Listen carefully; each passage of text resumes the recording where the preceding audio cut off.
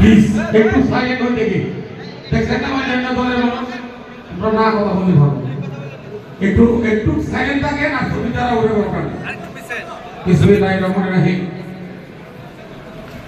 ঢাকাস্থ নাসিরনগর প্রবাসী সকল শ্রেণী পেশার মানুষের উদ্যোগে আজকে আয়োজিত আজকের এই মত বিনিময় সভা সম্মানিত সভাপতি মঞ্চে উপস্থিত আছেন আমাদের নাসিরনগর উপজেলার কৃতি সন্তান আমার চাচা অর্থ মন্ত্রণালয়ের সাবেক অতিরিক্ত সচিব, যার অনুপ্রেরণা এবং যাকে অনুসরণ করে 1987 সালে সৈয়দপুরের বাজারের একটি খোলা মাঠে বসে আমি দুকর্ণা ইউনিয়ন ছাত্র দলের সাংগঠনিক সম্পাদক নির্বাচিত হয়েছিলাম।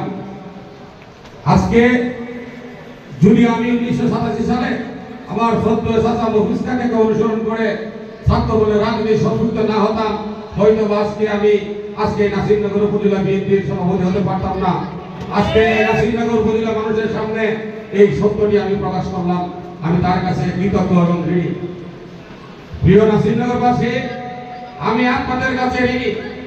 আপনারা আজকে আপনাদের এই সপ্তাহের ছুটির দিনে অত্যন্ত মূল্যবান সময় নষ্ট করে যে সকল ভাইরা আজকে সুন্দর আয়োজনটি করেছেন, যাদের শ্রম অর্থ মেলা দিয়ে আজকের এই অনুষ্ঠানটি সফল হয়েছে এবং আপনারা যারা এখানে সমবেত হয়ে আজকের এই অনুষ্ঠানের পরিপূর্ণ দান করেছেন, প্রিয় নাসিরনগরবাসী, আপনাদের সকলের কাছে আমি কৃতজ্ঞতা প্রকাশ করছি।